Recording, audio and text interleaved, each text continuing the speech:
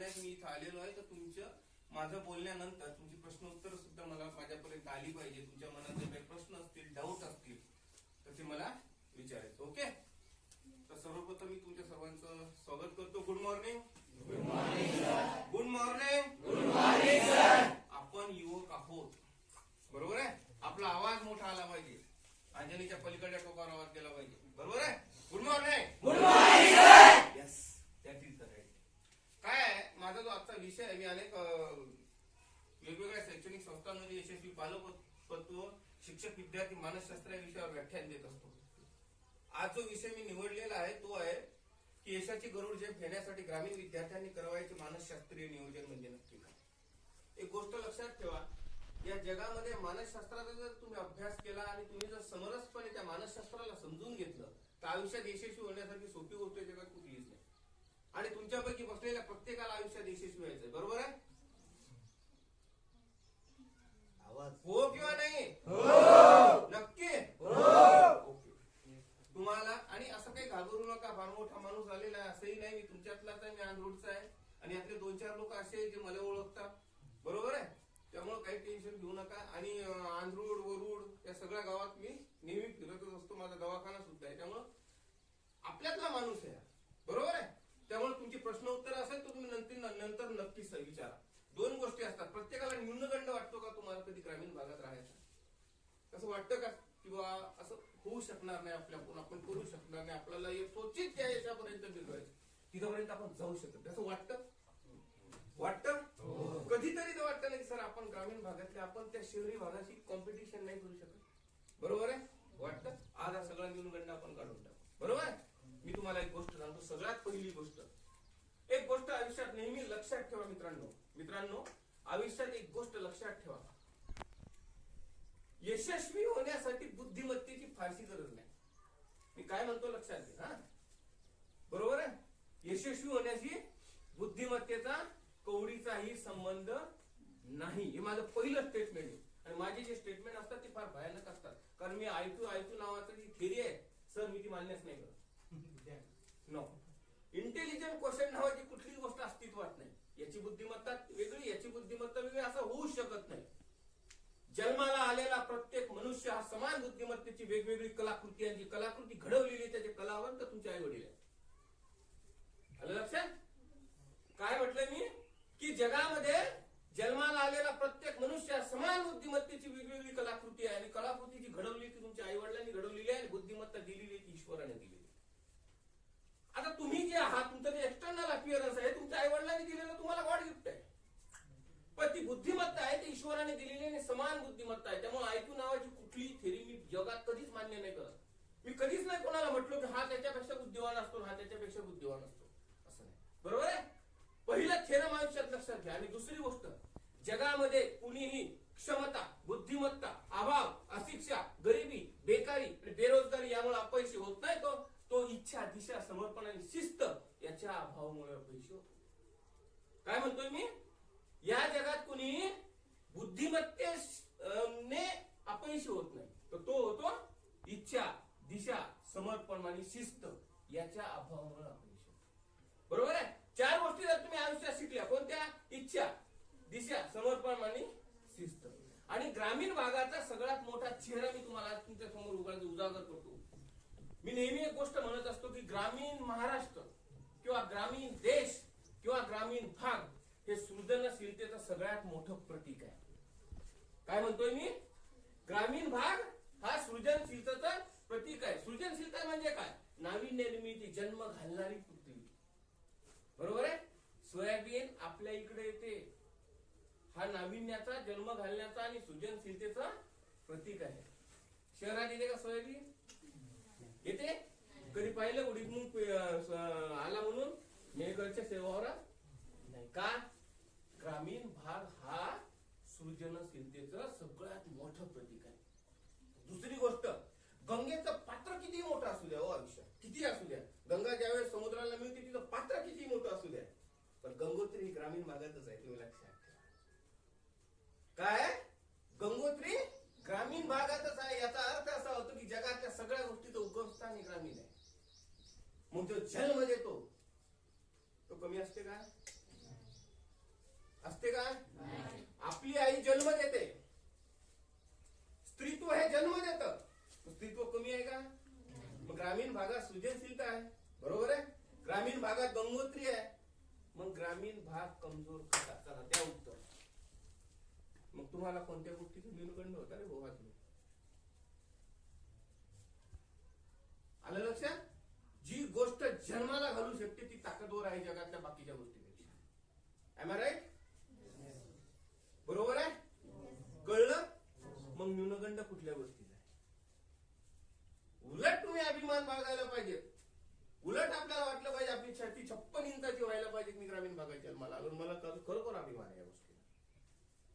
कारण ग्रामीण भागात जन्माला आलेला विद्यार्थी हा खास, खड्डे, दगड, माती, धोंडे, काटा या सगळ्या गोष्टीतून गेलेला असतो. त्याला स्ट्रगल म्हणजे डाव्या हाताचा खेळ वाटायला लागतो. प्रॉब्लेम असा आहे की आम्ही आमच्या आयुष्यामध्ये अशा प्रकारे आमचे स्वतःचे स्वतंत्र असे डोक्याच्या वरच्या गोष्टी करून ठेवलेल्या आहेत. किंवा शहरी भागात असं असतं, ते असं असतं, ते असं असतं. मी सांगेल एक एक एक एक एक जशी माझ्या आयुष्यातली उदाहरणं आहेत ना शहरात गेल्यानंतर, ती मी तुम्हाला सांगेल नंतर की काय होतं नक्की, की ज्या गोष्टीचा बुद्धिमत्तेशी कवडीचाही संबंध नसतो. आम्ही राईट? आलं लक्षात? मग उद्यापासून ग्रामीण भागात जन्माला आले म्हणून न्यूनगंड वागा? नक्की नक्की नाही? नक्की नाही? मग आपण कशामुळे अपयशी होतो माहिती आहे? इच्छा, दिशा, समर्पण आणि शिस्त. आयुष्यात यशस्वी होण्यासाठी सगळ्यात महत्वाची गोष्ट आहे ती म्हणजे इच्छा. मला यशस्वी व्हायचं आहे. काय? मला यशस्वी व्हायचं आहे. I want to become a successful personality in my life. मला माझ्या आयुष्यात यशाची शिखरं गाठायची आहेत. अशी इच्छा ज्यावेळेस तुमची होईल ना त्या दिवशी तुम्ही आयुष्यात यशस्वी व्हाल. बरोबर आहे? तुमची राही से न रह गुजर से निकलेगा, तुम्हारे पैरों का काटा बस तुम्ही से निकलेगा. न किसी राही से न रह गुजर से निकलेगा, तुम्हारे पैरों का काटा बस तुम्ही से निकलेगा. और इसी चौराहे पे वो भूखा फकीर रहता था, तलाश कीजिए खजाना यहीं से निकलेगा. आयुष्यात एक गोष्ट लक्षात ठेवा मित्रांनो, खजाना इथूनच निघणार आहे. खजाना इथूनच निघणार आहे. रस्त्यानं चालणारा कुठलाही माणूस तुमच्या पायाचा काटा नाही काढू शकत. बरोबर आहे? तुम्हारे पैरों का काटा बस तुम्ही से निकलेगा. आणि आयुष्यात याला म्हणतात इच्छा. यशस्वी व्हायचं असेल तर तुम्हाला तुमच्या पायाचा काटा स्वतःच काढावा लागेल असं मानसशास्त्र सांगतं. जगातला कुठलाही माणूस तुम्हाला तुमच्या आयुष्यात यशस्वी होऊ शकत नाही. आणि दुसरं वाक्य मी जे म्हटलो की खजाना यहीं से निकलेगा, खजान्याचा अर्थ होतो बुद्धिमत्ता. त्याले तलाश कीजिए, शोधून पहा. तुमच्या आजूबाजूने यश आहे, तुमच्या आजूबाजूने बुद्धिमत्ता आहे, तुमच्यातच जीवनाचं सगळं सार लपलेलं आहे. खजाना यहीं से निकलेगा. आता मला एक सांगा, बुद्धिमत्तेचा बाकीच्या कुठल्या गोष्टीशी संबंध नाही, मग तुम्ही ते लावता का? आणि जगात सगळ्यात स्वस्त काय माहिती आहे? माहिती आहे का सगळं स्वस्त काय आहे? माहित आहे का जगात स्वस्त? महागाई वाढली ना, पण जगात सगळ्यात स्वस्त काय? एक्झॅक्टली. टाळ्या वाजवा ठीक आहे. मी हा प्रश्न शोधत होतो खूप दिवसात. मी खूप लोकांना विचारलं की जगात सगळ्यात स्वस्त काय? ते ज्ञान आहे. कसं आहे माहित आहे? अरे फुगे सुद्धा आता 5 रुपयात 3 भेटून राहिले. बरोबर आहे? समोस्याची किंमत 20 रुपये झाली, कचोरी खायची तर 25 रुपये प्लेट देऊन राहिला. पण एक गोष्ट लक्षात ठेवा, 500 पानाचं पुस्तक ते 150 रुपयात भेटत असेल. तरी लोक म्हणतात ज्ञान फार अवघड आहे, ज्ञान फार असं म्हणतात. आहे का? जगात सगळ्यात स्वस्त काय? ज्ञान. जगात सगळ्यात स्वस्त काय? आता तुमची जी पाठ्यपुस्तक आहेत जी वर्षभरासाठी तुम्हाला वापरायची आहेत, ते लय झालं तर 600-700 रुपयाचे असते. 700 रुपयात एका वर्षाचं ज्ञान. ज्ञान अवघड आहे का? तर ग्रामीण भागातल्या विद्यार्थ्यांना मी नेहमी सांगत असतो, भाऊ काळ बदलला तरी महाभारतातली काही पात्र जशी आहे तशीच आहे. लक्षात? महाभारत जर तुम्ही वाचला तर आजही तसंच आहे. त्यावेळेस लोक म्हणायचे की अर्जुन हा श्रेष्ठ धनुर्धारी आहे. मी ज्या अर्जुनाचं चरित्र वाचलं, एकलव्याचं चरित्र वाचलं, ज्या मी मृत्युंजय नावाची कादंबरी वाचली, ते माझ्या लक्षात येऊन गेलं की त्यावेळेस अर्जुनापेक्षा कर्ण हा श्रेष्ठ होता. त्यावेळेस अर्जुनापेक्षा एकलव्य हा श्रेष्ठ होता. ग्रामीण विद्यार्थ्यांनी आयुष्यभर लक्षात ठेवा, जर यशस्वी व्हायचं असेल तर प्रत्येक वेळेस तुम्ही अर्जुनाच्या घरात जन्माला याल ही नक्की नाही, पण तुम्ही एकलव्य नक्की होऊ शकता, तुम्ही कर्ण नक्की होऊ शकता. ही महत्वाची गोष्ट आहे. आणि ग्रामीण भागातल्या विद्यार्थ्यांनी यशस्वी होण्यासाठी एकलव्य आणि कर्ण होण्याची ताकद ठेवली पाहिजे. कर्ण हा श्रेष्ठ धनुर्धारी होता. अर्जुनाला तुम्ही बघितलं असेल की ते आपल्याला सांगतात ना नेहमी एक कथा की त्या अर्जुनाला असा दुर्योधन आपले अर्जुनासोबत ते सगळे बाकीचे पांडव होते, कौरव होते आणि त्याला सांगितलं की बाबा तुला काय दिसते? तो काय म्हटला? पोपटाचा डोळा दिसतोय. तुम्हाला ही गोष्ट माहिती आहे का की कर्णाच्या बाबतीत वेगळं होतं. कर्ण हा अर्जुनापेक्षा श्रेष्ठ धनुर्धारी होता. तर कर्ण हा ज्यावेळेस अर्जुनापेक्षा श्रेष्ठ धनुर्धारी होता तर त्याने दिवसा त्याला मारता येत नव्हतं. का? का तो राजघराण्यातला नव्हता, त्यामुळे त्याला दिवसा कोणी शिकवत नव्हतं. मग तो रात्री शिकायचा, रात्री कंदिलात शिकायचा. आणि त्याचा भाऊ हा झाडाच्या जवळ जो पोपट असतो, पोपट, त्या पोपटच्या जवळ असा कंदील धरायचा आणि मग कर्ण हा डोळ्यात मारायचा आणि परफेक्ट लागायचा. पण तो जो पोपट आहे तो असा फिरायचा का नाही, तो फिरल्यानंतर हा दुसरा मारायचा आणि दोन्ही डोळ्यात कर्ण त्याच्या हे मारायचा, बाण मारायचा. का? त्याला रात्री प्रॅक्टिस केली होती. आयुष्यात एक गोष्ट लक्षात ठेवा, यशस्वी व्हायचं असेल तर तुम्हाला एकलव्य व्हावं लागेल, तुम्हाला कर्ण व्हावं लागेल.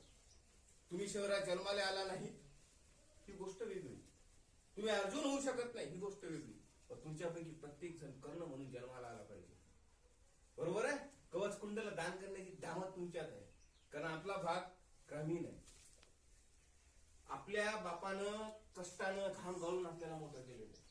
आणि सगळ्यात महत्वाची गोष्ट आहे, शहरातला पोरगा, श्रीमंताचा पोरगा आयुष्यात कधीच नाही म्हणू शकत की श्रीमंतीतून बाहेर निघायसाठी मला यशस्वी व्हायचं. म्हणाल का आयुष्यात यशस्वी व्हायचं असं कोणी म्हणाल का? पण तुम्ही हे म्हणू शकता की मला गरिबीतून बाहेर निघायसाठी यशस्वी व्हायचं.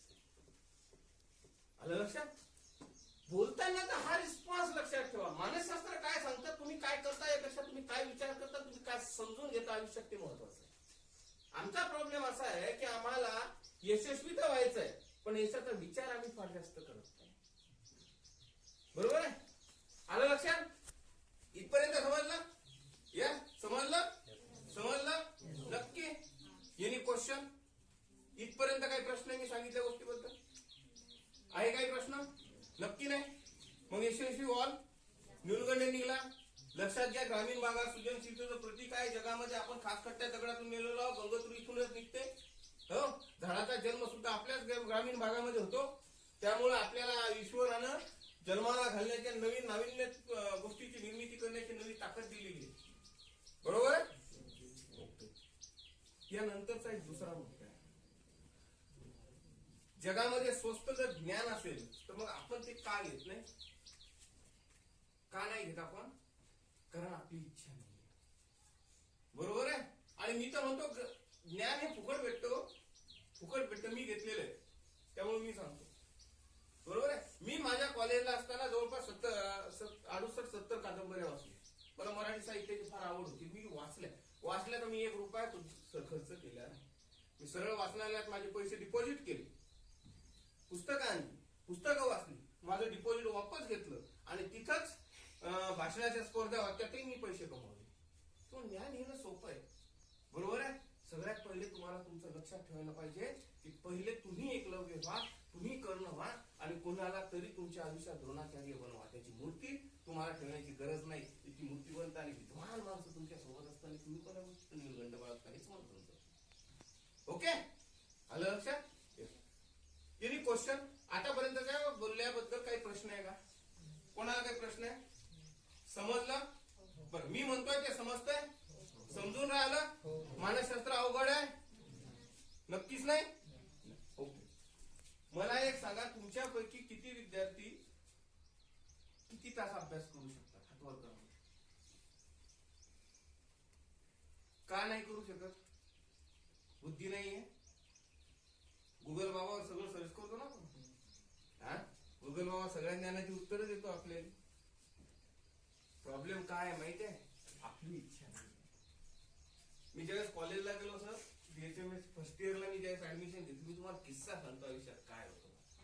मी आता आंध्रूरचा, त्यामुळे मी ज्यावेळेस ग्रामीण तिथं गेलो कॉलेजला गेल्यानंतर ते आम्हाला विचित्र प्रकारचे शिक्षक होते. ते असे अॅनाटॉमी शिकवताना असं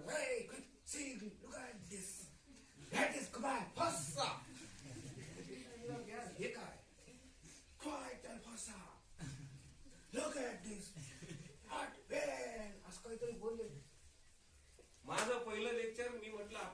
आयुष्यात कधी डॉक्टर होणार नाही. आपल्या बऱ्याच गोष्टी नाही अनाटॉमी यार काय असं नाही.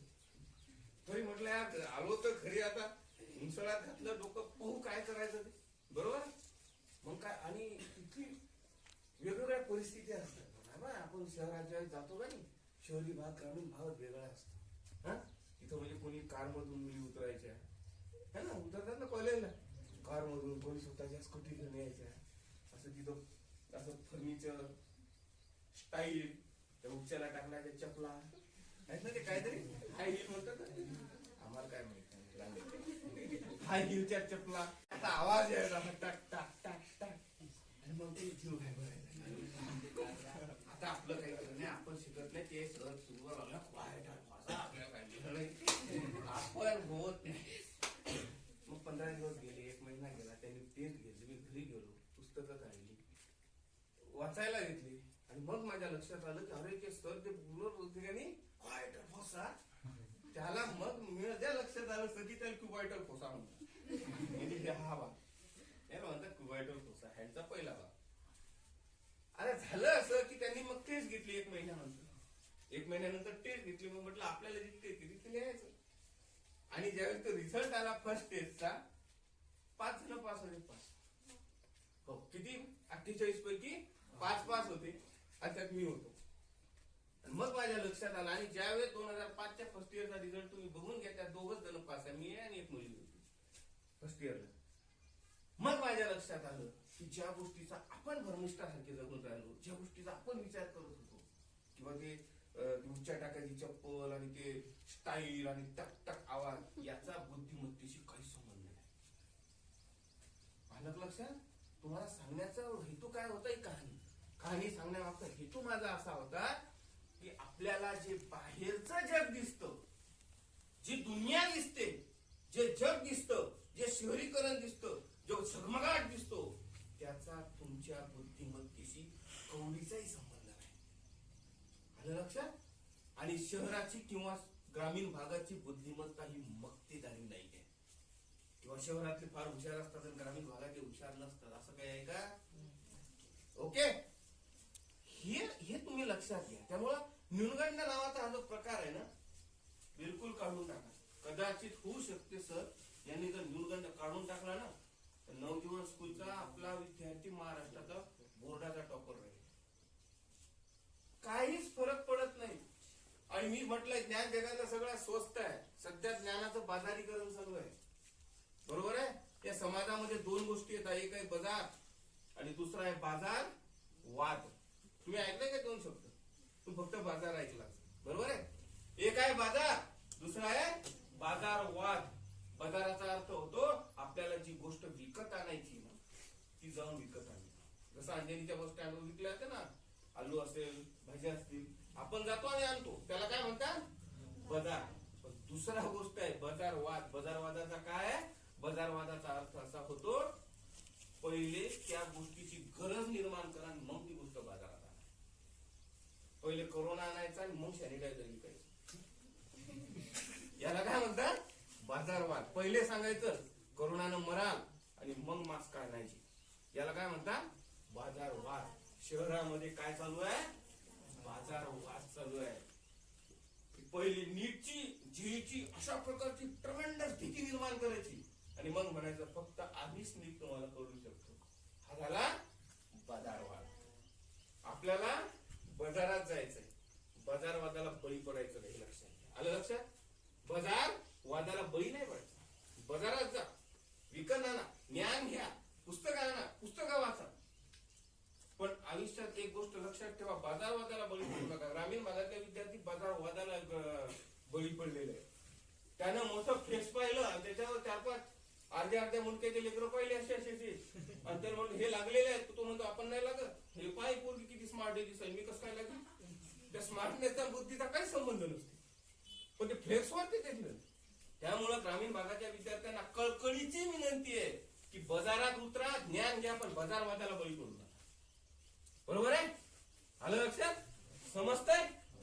ओके, काही चुलबुल करून नाही राहिलं म्हणजे. याचा अर्थ असा होतो की सर व्यवस्थित आहे, स्वतःसाठी टाळ्या वाजवा पहिले. याचा अर्थ असा होतो की माझं म्हणणं पोहोचून राहाल. बरोबर आहे. दुसरी महत्वाची गोष्ट अशी आहे की मित्रांनो, आयुष्यात लक्षात घ्या, तुम्ही जर झोपडीत राहत असता, मला माहित नाही तुम्ही कोण्या घरात राहता, मला माहित नाही तुम्ही कोणत्या घरात राहता, कसं घर आहे, काय काय नाही.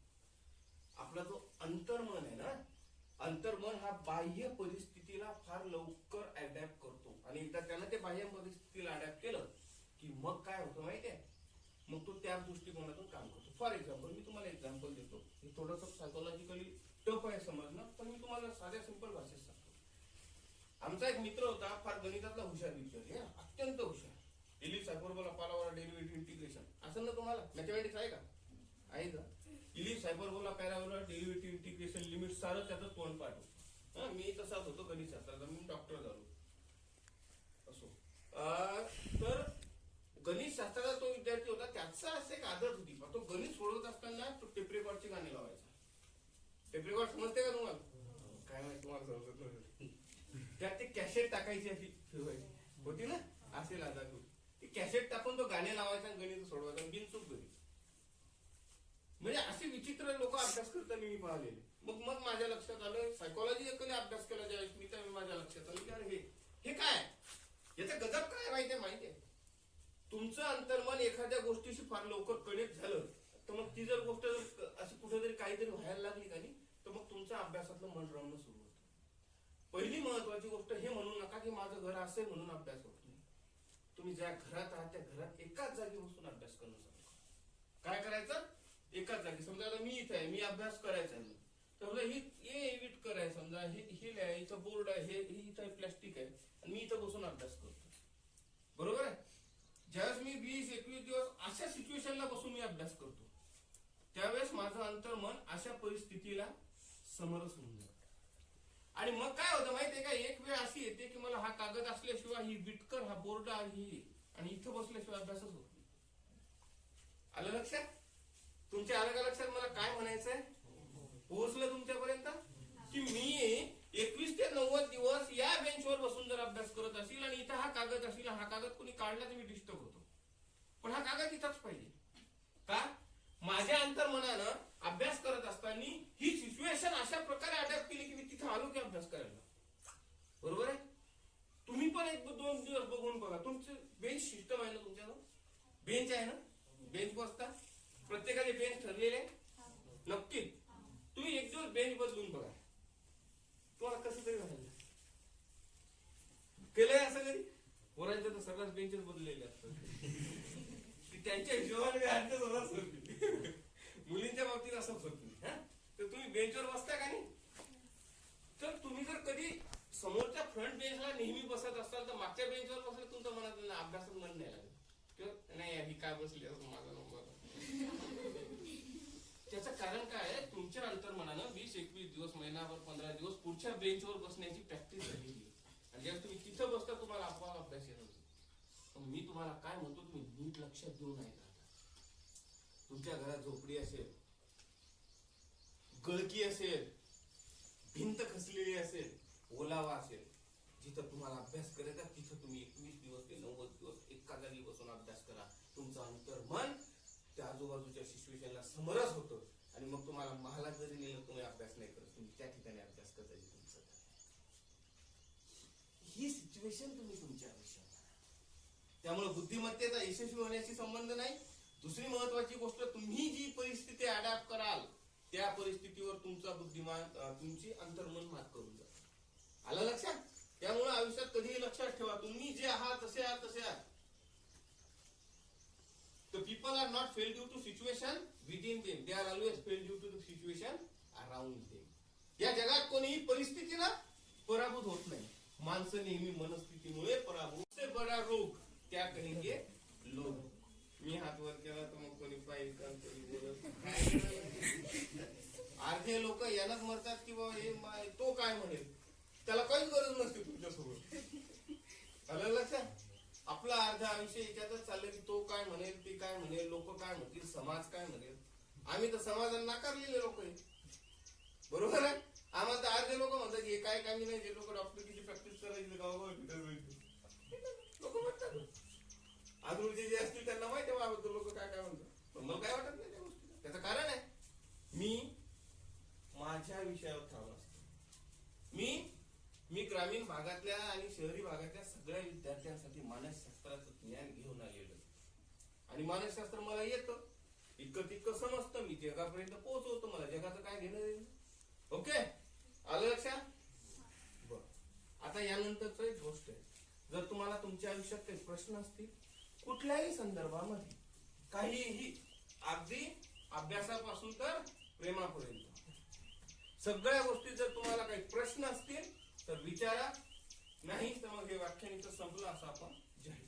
ओके, जर कोणाला क्वेश्चन असेल तर प्लीज विचारा, अशी संधी डबल भेटणार नाही. तुम्ही तुमच्या आई वडिलांशी सुद्धा काही काही गोष्टी बोलू शकत नाही, तुम्ही तुमच्या शिक्षकांशी सुद्धा काही काही गोष्टी बोलू शकत नाही. जर तुम्हाला काही क्वेश्चन असेल तर कृपा करून विचारा. Life never you second chance, जिंदगी दोबारा कभी मौका मिळेल. पुन्हा मी तुमच्या इथे कधी येईल माहित नाही, आणि मी ज्यावेळी येईल तुम्ही जरा असं का नाही. ओके, इन क्वेश्चन, प्रश्न आहे काय? प्रश्न आहे काय? हा बोला सर, आहे का? सर, पाचचं कसं विसरायचं? म्हणजे आपल्याकडे बाई चुका होतात खूप साऱ्या, आपल्याला त्या आठवतात अभ्यास करताना, ते डिस्ट्रॅक्शन होते आपल्या मनात. ओके, ते कसं दुरुस्ती करावं? एक गोष्ट लक्षात ठेवा. बघा, एक गोष्ट लक्षात, टाळ्या वाजवा पहिलं. एक गोष्ट लक्षात ठेवा, माणसाला दोन गोष्टीची फार दुःख आहे. एक आहे रिग्रेट्स ऑफ पास्ट, भूतकाळाचा पश्चाताप, आणि एक आहे भविष्याची चिंता. बरोबर आहे? एक गोष्ट लक्षात घ्या, मी नेहमी बोलत असताना हीच गोष्ट सांगत असतो मित्रांनो, भविष्य तुमच्या हाती नाही, आहे का? नाही. दुसरी महत्वाची गोष्ट, जी गोष्ट घडून गेली ती तुमच्या हाती आहे का? नाही. पण तुमच्या हाती काय? पेशंट. काय? पेशंट. वर्तमानात जगणं शिका. तुम्ही बघितलं असेल, मुलं आहेत ना, छोटी छोटी मुलं, ती सगळ्यात जास्त आनंदी का असतात माहितीये का? त्याचं कारण असं आहे की ती कायम वर्तमानात जगतात. बरोबर आहे? समजा एखादा छोटा मुलगा आहे, तो एखाद्या ट्रक सोबत खेळत असेल, तुम्ही त्याला ट्रक जर ओढून घेतला, छिनून घेतला, बरोबर आहे, तर ती घेतल्यानंतर तो रडतो, पण 10 मिनिटानंतर तो हसायला लागतो. त्याला हे नाही आठवत की आपला ट्रक. आलं लक्षात? म्हणून तो आनंदी. आपण का आनंदी नाही माहितीये? आम्हाला भविष्याची चिंता आहे. सर, उद्या मला एक्झाम मध्ये नाही आठवलं तर मी काय करू? अरे, तू एक्झाम मध्ये पोहोचला तर पाहिजे. आलं लक्षात? त्यावेळी जर तापान फणफणला असलं तू एक्झाम मध्ये नाही गेलात, मग उद्या तर कोणा सांगितलं? Live in the present. जे गेलं ते तुमच्या हाती नाही. बरोबर आहे? आता दुसरी गोष्ट, जर यांचा जो प्रॉब्लेम आहे, जो प्रश्न आहे, तो असा प्रकारचा आहे की सर, मी मागच्या अशा चुका केलेल्या आहेत, म्हणून आता भीती वाटते की पुढे हे असं होईल का? तर पहिली गोष्ट आयुष्यात ती लिस्ट तयार करा की ही चूक झाली. प्रॉब्लेम असा आहे की आम्ही आम्हाला एक्सेप्ट करत नाही, आम्ही आमच्या स्वतःला स्वीकारत नाही. जसे आहात तसे स्वीकारा. माझी चूक झालेली, ओके, डबल चुकीची पुनरावृत्ती मी होऊ देणार नाही. पहिली गोष्ट. आणि दुसरी महत्वाची गोष्ट, वर्तमानात जगणं शिका. खयाल जो आहे का नाही, हा जो विचार आहे ना, विचार माणसाला आयुष्यात अपयशी नाही करत. एक गोष्ट लक्षात, काय अपयशी नाही? मी तुम्हाला एक गोष्ट सांगतो की तुम्ही जे म्हणताय तो नकारात्मक विचार आहे, बरोबर आहे? नकारात्मक विचारानं मनुष्य अपयशी होत नाही. तुम्ही लक्षात घ्या मी काय बोलतो. तुम्हाला आजपर्यंत ऐकले असेल की माणसं नकारात्मक विचारानं अपयशी होतात, बरोबर आहे? चूक, खोटी गोष्ट आहे. या जगात कोणीही नकारात्मक विचारानं अपयशी होत नाही, कोणीही नकारात्मक कृतीनं अपयशी होत. तुम्ही लक्षात घ्या, बरोबर आहे? जर मी कितीही मनात विचार आला की एखाद्याला खून करायचा, तरी भारताचा सुप्रीम कोर्ट मला तोपर्यंत फाशी नाही देतो तोपर्यंत मी ऍक्च्युअल खून करत नाही. तुमच्या लक्षात घ्या काय आहे, नकारात्मक विचारानं अपयशी नाही होत माणूस, नकारात्मक कृती नव्हतं. तुम्ही जी केलेली आहे ती नकारात्मक कृती आहे. म्हणजे मी त्यावेळेस जे करायचं होतं ते नाही केलं, याचा अर्थ काय? तुमची कृती ही नकारात्मक आहे. पण तुम्ही जर आज हा विचार करत असाल की त्यामुळे मी अपयशी होईल, तर हा काय सध्या विचार आहे, हा तुम्हाला अपयशी नाही करणार. तुम्हाला काय करेल? अपयशी कृती करेल. म्हणून जी नकारात्मक कृती त्यावेळेस झाली होती ती नकारात्मक कृती विसरून जा. आता सकारात्मक कृती करा. आता विचार करा. बरोबर आहे? तुम्ही जे शिकले नाही ते आता करून टाका. मी हे केलं नाही, मी हे केलं नाही, मी हे केलं नाही, मी हे केलं, हा विचार नाही करायचा, करून टाकायचा. सोचो मत करणार माणसं अर्ध आणि मला माहितीये 80,000 विचार 60,000 विचार येतात रोज माणसाचे, आणि प्रत्येक विचार सकारात्मक येईल असं काही. मी रोज उठल्यानंतर म्हणतो मी नाही नाही आता आता जमणार नाही, आता माझे ज्ञान संपलं, आता आता आता मी मी मी व्याख्यान नाही देऊ शकत. तर ती जॅकेट चढवलं आपोआपच येऊन जात.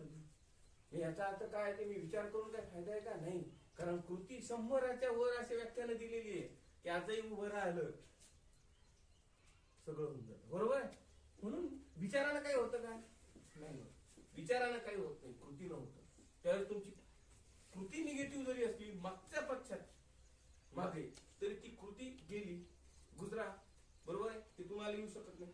आता नकारात्मक गोष्टीचा विचार करू नका, कृती कर. आणि आयुष्यात सायकोलॉजी असं सांगते की माणसं भूताला घाबरत नाही, भूताला घाबरत नाही, माणसं भूताच्या विचारांना घाबरत नाही. आलं लक्षात. समजा तुमच्या पुढे एखादा माणूस उभा केला आणि मी तुला मारतो म्हणलं की तुम्ही झपके देणं चालू करता. बरोबर आहे. पण तुम्हाला जर म्हटलं ना तेव्हा ते मोदूचं झाड आहे तिथं भूत आहे, तुम्ही तिथं जात नाही, पण ते ऍक्च्युअली तिथं काहीच नाही. आलं लक्षात. म्हणजे याचा अर्थ होतो की माणसाला आयुष्यामध्ये ऍक्च्युअल भूतापेक्षा भूताच्या विचारानं झपाटलेली आहे. आपल्याला ऍक्च्युअल अपयशापेक्षा माणसं अपयशाच्या भीतीनं मरून जातात. बरोबर आहे. बरोबर आहे. म्हणजे असे काही किस्से मी ऐकलेले आहेत किंवा ती मला नाही म्हणून आत्महत्या केली. तिच्या मनात हो असते. अलग लक्षात. तिच्या मनात हो असते, हो ती नाही म्हणली मी काय करू आत्महत्या केली. मग ती मेल्यावर तो सांगते नाही रे तू माझ्याजवळ यायला पाहिजे होतं, सांगायला पाहिजे होतं. अर्थ काय होतो की एक्झाम मध्ये जे व्हायचं ते होईल, पण तुम्ही लोक नापयशाच्या भीतीनं घाबरून गेलेल्या. रिझल्ट जो आहे का. बरोबर आहे. मला मैदानात उठायच्या अगोदर माझं दणकं उडू शकतं. अरे बाबा बॅट तर घे व्हाय ना तिथं, कुठं तर अडवल्या जाईल बा, असं कसं काय. बरोबर आहे. त्यामुळं कृती महत्वाची आहे, विचार. नेक्स्ट सर क्वेश्चन आन्सर समजलं. Are you satisfied. Next question. Any question. पुरा अंजलीचे आहे का तुम्ही. वरुडचे आहे लोणी गोरे आंध्रोडचे आहेत. Any question. Any question. मी जे बोललो ते समजलं नक्की. मी सुरुवातीला सांगितलं की प्रश्न विचारणं शिका. आपण प्रश्न विचारत नाही. आणि हे माझ्या बाबतीत नका करू दे. वर्गात सुद्धा परेशान करून टाकाय शिक्षक लोकांनी. सर मला समजलं आमचं तसंच होतं. आम्ही प्रश्न फार मला प्रश्न फार पडतात. मग वाइंड अप करायचं. गुंडाळाचा कार्यक्रम. ओके. मग क्वेश्चन विचारा. अच्छा 2 गोष्टी. जर प्रश्न येत नसेल तर 2 गोष्टी. एक, तुम्ही जे बोललो ते तुम्हाला कळलं नाही. आणि नंबर 2, मी जे बोललो ते पूर्ण कळलं. ओके. Thank you sir. आपण इथं मला बोलवलं त्याबद्दल तुमच्या सर्वांचे आभार मानतो. तुम्ही सुद्धा कॉलेजचे विद्यार्थी असून मला ऐकून घेतलं की तुमचे आभार मानतो. मलाही एक्सपेक्टेशन नव्हतं की इतकं शांत तुम्ही ऐकत आहात. आणि मी नेहमी असं म्हणत असतो की मला असं वाटत नाही आयुष्यात की मी फार चांगला बोलतो किंवा चाल ज्ञान आहे, असं काहीच नाही. पण मला ऐकणारे नेहमी चांगले भेटतात. मी जिथं जातो विचारे बिलकुल ऐकून घेतात, प्रश्न विचारतात. तसंच तुमच्या बाबतीत झालेलं आहे. मी तुमच्या सर्वांचे धन्यवाद देतो. आणि असं तुम्हाला संधी दिली त्याबद्दल